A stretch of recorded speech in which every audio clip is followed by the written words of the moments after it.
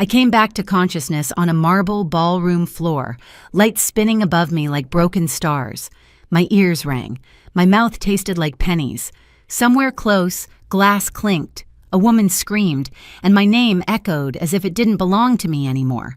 When I turned my head, pain exploded, and that's when I saw it.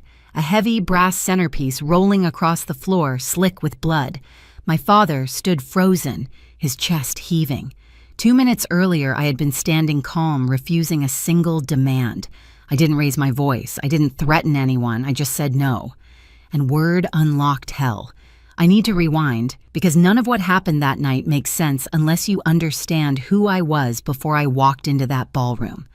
My name is Cheryl. I'm 30 years old and I work in construction. Not the glamorous kind people like to brag about at dinner parties. The kind where your hands stay rough no matter how much lotion you use. The kind where you measure twice cut once, and if you mess up, there's no one to blame but yourself. People are often surprised when they hear that.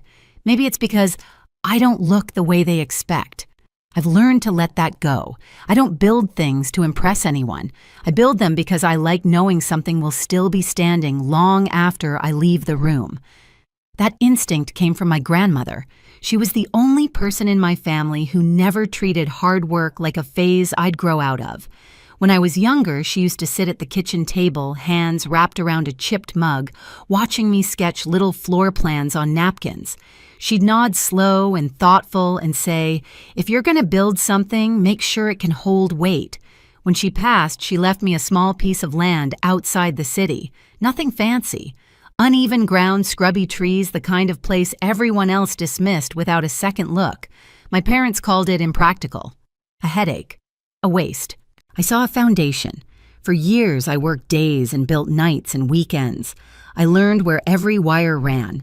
I knew which floorboard creaked because I'd nailed it myself. When money ran tight, I ate cheap and kept going. When I got hurt, I taped myself up and finished the job. My family never visited the site. Not once. To them, my real value was always measured against my younger sister, Melissa. She was softer, louder, always needed saving. My parents orbited around her like gravity demanded it. I learned early that being dependable meant being invisible. So when Melissa announced her wedding, everyone called it a fresh start, a celebration, a reason for the whole family to finally come together. I should have known better, because families like mine don't come together for joy. They come together when they want something. The wedding was held at one of those downtown venues that looks better in photos than it feels in real life. Tall ceilings, white linens, too many mirrors. Everything polished, everything expensive, everything designed to look perfect from the outside. I arrived alone and immediately felt it. That quiet shift in the room, the way people glanced at my shoes. My hands then looked away a second too fast. I found my name on a place card and followed it to a table near the edge of the ballroom. Not terrible, but not close either. Far enough that I couldn't see the head table clearly without leaning. Melissa, of course, was glowing. She floated through the room like she'd been born for it, dress fitted just right, laugh carrying. My parents followed her everywhere, adjusting details, greeting guests, making sure everyone saw what they'd raised. No one introduced me as anything. When people asked what I did, my mother smiled tightly and said, "Oh, Cheryl's very hands-on, like it was a personality quirk instead of a career."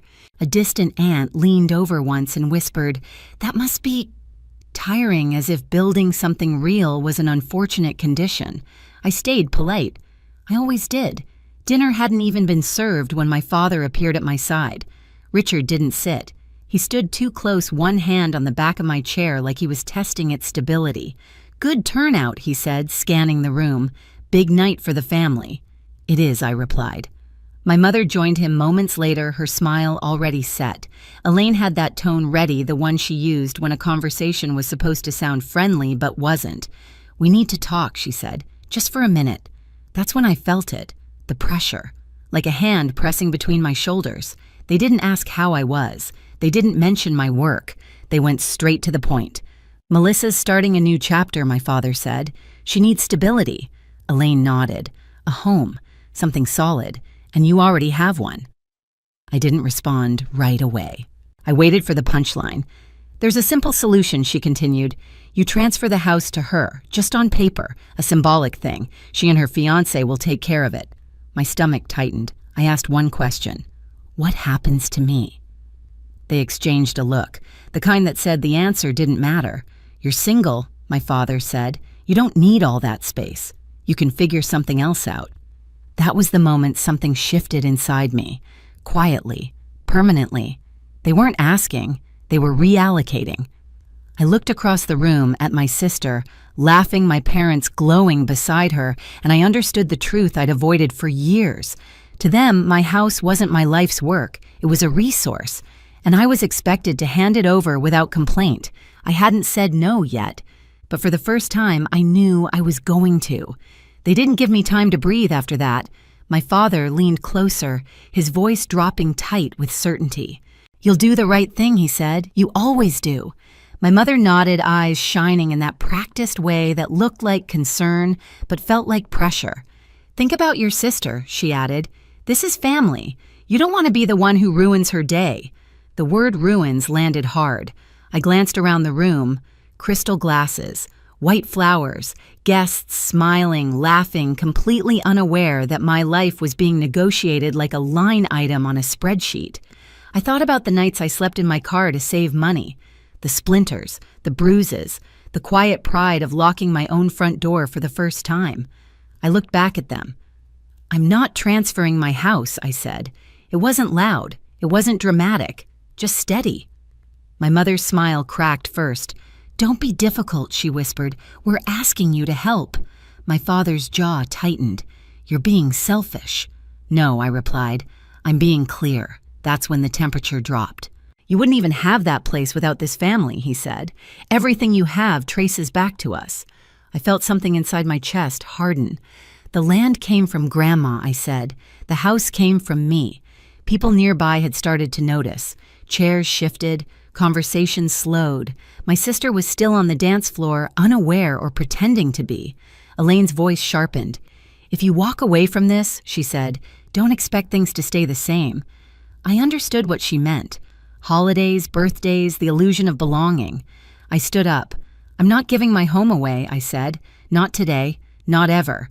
The silence that followed was absolute. I picked up my bag and turned to leave. I remember thinking how strange it was that no one tried to stop me, how calm I felt finally choosing myself. I took 2 steps. Then I heard movement behind me. Fast, heavy. I turned just enough to see my father's face twist, something raw and furious breaking through the mask he wore in public. His hand closed around the brass centerpiece from the table. There was no warning, no shout, just the sound of metal cutting through air, and then everything went white. I came back in pieces, sound first, a sharp, uneven ringing that wouldn't stop like a smoke alarm trapped inside my skull. Then light, too bright, too white. My eyes fluttered open and shut, fighting it. My body felt distant, like it was floating somewhere just above the floor. The floor. I realized I wasn't standing anymore. Cold marble pressed against my cheek. My shoulder burned where it had hit first. When I tried to move, nausea surged so fast I had to freeze breathing through it. Somewhere nearby, a woman screamed my name. Someone else shouted for security. I tasted iron and knew without touching my face that I was bleeding. I rolled my head an inch to the side. That's when I saw it. The brass centerpiece lay on its side a few feet away, one curved edge smeared dark. It was heavier than it looked, the kind of decorative object meant to signal wealth, not be used as a weapon. It glinted under the ballroom lights, completely out of place on the floor, like a lie that had finally fallen over. My father was still standing. Richard's chest rose and fell hard, his eyes wide, unfocused. For a split second, he looked almost confused, like he couldn't quite believe what he'd just done. Then his gaze snapped to me, and whatever hesitation had been there vanished. "You don't walk away from me," he shouted, his voice cutting through the chaos. "You don't turn your back on your family." I tried to speak. Nothing came out. A shadow moved between us. Enough. The voice wasn't loud, but it carried. "Daniel," Melissa's fiancé stepped forward, placing himself squarely in front of me. He didn't touch my father. He didn't raise his hands. He just stood there, shoulders squared, jaw tight, looking at Richard like he was something dangerous that needed to be contained. "Step away from her," Daniel said. My father scoffed. "This doesn't concern you." Daniel didn't move. "It does now." Security guards rushed in, one grabbing my father's arm, another radioing for help. My mother hovered nearby, wringing her hands, her face twisted, not in fear for me, but in panic over the scene being made. "Someone, call an ambulance," a voice shouted. As they lifted me onto a stretcher, the room blurred again. Crystal lights streaked overhead. I caught a glimpse of Melissa standing frozen near the cake, her hands over her mouth, eyes wide, not with concern, but with shock that everything was unraveling so publicly. The last thing I remember before the doors swung closed was Daniel's voice again. Clear, controlled. "Don't touch her," he said, and this time it sounded like a promise. I drifted in and out as the paramedics worked. They asked my name. I answered. They asked what happened. I said, "My father hit me." Saying it out loud felt unreal, like describing something that had happened to someone else. By the time we reached the hospital, the adrenaline had burned off, leaving pain behind, a deep pulsing ache that settled behind my eyes and refused to let go. They stitched the cut on my head and told me I had a concussion. I stared at the ceiling tiles, counting the cracks, trying not to think about the fact that my parents knew exactly where I was. The curtain rustled. I flinched. But it wasn't them. It was Daniel. He looked like he'd been through a storm. His tux jacket was gone, his shirt wrinkled, a faint smear of blood on one cuff. He stood there for a second, just looking at me like he needed to make sure I was real. "I'm sorry," he said quietly. "I should have stepped in sooner." I swallowed. "You did enough." He pulled a chair close to the bed and sat. His hands were clenched together, knuckles white. "There's something you need to know," he said. "Actually, there's a lot." He explained slowly, carefully, like he didn't want to overwhelm me. Over the past few weeks, things hadn't added up. Melissa had been vague about money. Payments, she said, were handled, weren't. Bills appeared, then disappeared. He'd hired someone to take a look just to be safe. What they found, he said, was bad. He told me about the debt, large amounts, rounded numbers that made my stomach drop. Credit balances stacked on top of each other, missed payments, bills shuffled around to keep them hidden. And then there was the reason for the house. They weren't asking you to help her. Daniel said, his voice tight. They were trying to use your place to cover everything, to make it disappear. I closed my eyes. Of course they were. And that's not all, he continued. Your parents knew. They've been helping her move things around. Quietly. I felt something inside me go very still. "I'm not marrying her," he said. "I ended it tonight." I opened my eyes, meeting his gaze. There was anger there, and disappointment, and something else. Relief, maybe. That the truth was finally out. "You didn't cause this," he added, like he could read my thoughts. They did. The next morning, the story was everywhere. Videos from the wedding had spread fast. Someone had caught the moment my father swung. Another clip showed Daniel stepping in. You couldn't hear every word, but you didn't need to. The image was enough.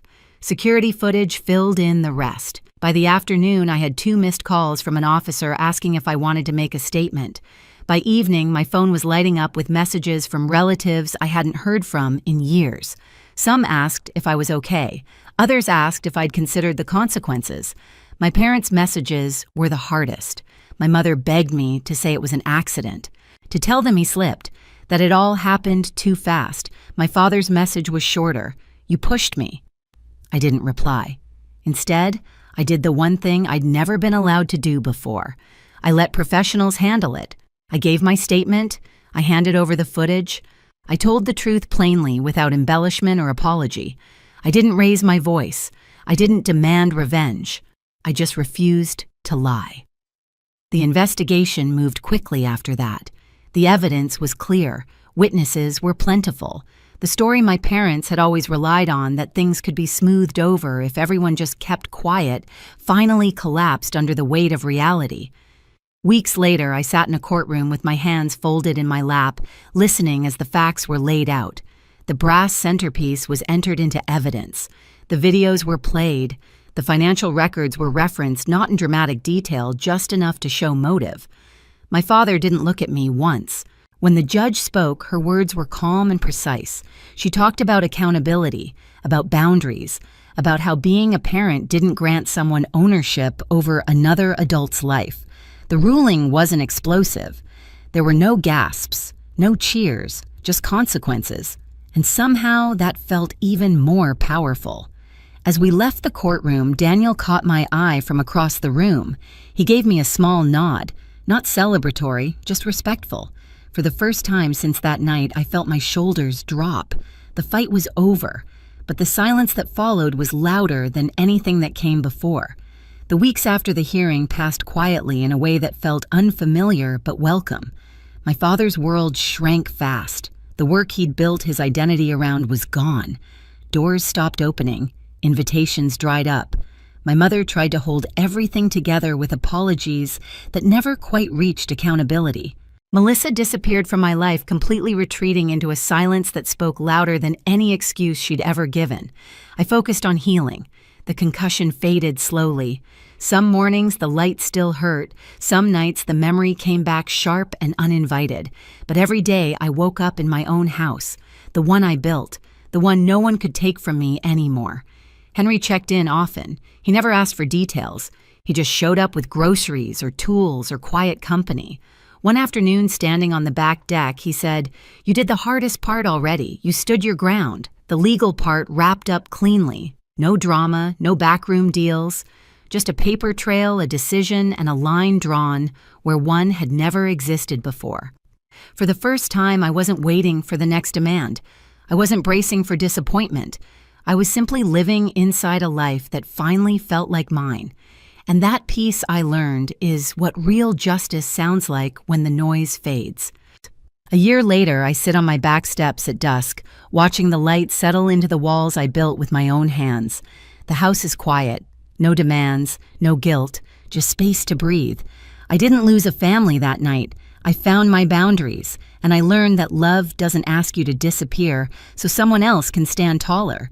If you've ever had to protect yourself from the people who were supposed to protect you, share your story below and hit subscribe so you don't miss the next one.